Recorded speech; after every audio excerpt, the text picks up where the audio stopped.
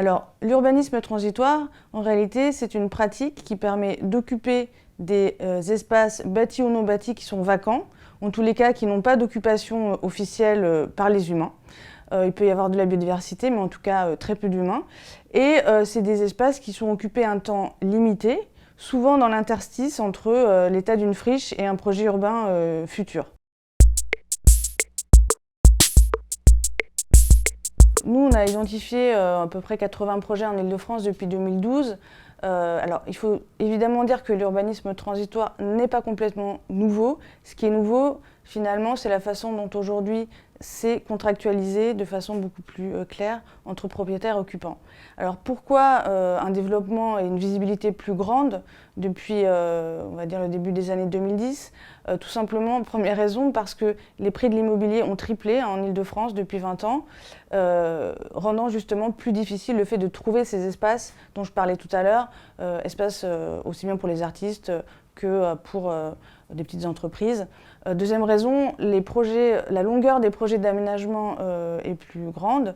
Aujourd'hui, on peut attendre 10 à 15 ans finalement pour qu'un projet se développe complètement. Ce qui fait qu'en plus des friches industrielles héritées de la désindustrialisation, mais qui sont de moins en moins nombreuses, on a aussi des friches qui sont un peu créées par l'aménagement, c'est-à-dire des moments où en fait on va acheter un terrain, mais on est obligé d'attendre pour faire un remembrement, et là on va avoir une friche qui se crée, un espace qui peut être investi.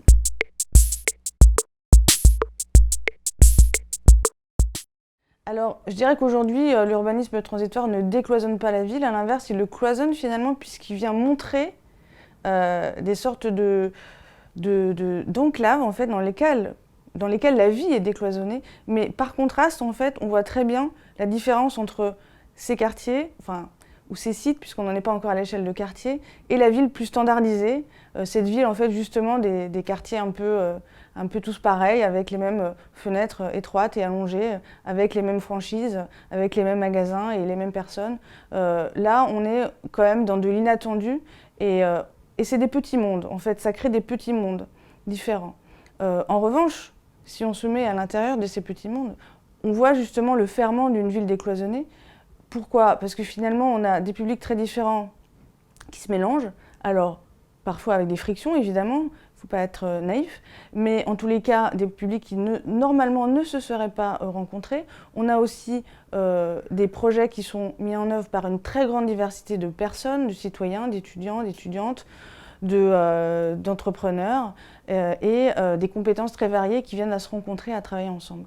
On a aussi finalement la transformation de bâtiments qui étaient voués à l'obsolescence, des vieux bureaux, des vieilles usines, et qui, sans de trop grands changements, viennent à prendre des nouvelles vies, des nouveaux usages, ce qui n'est pas classique finalement dans la ville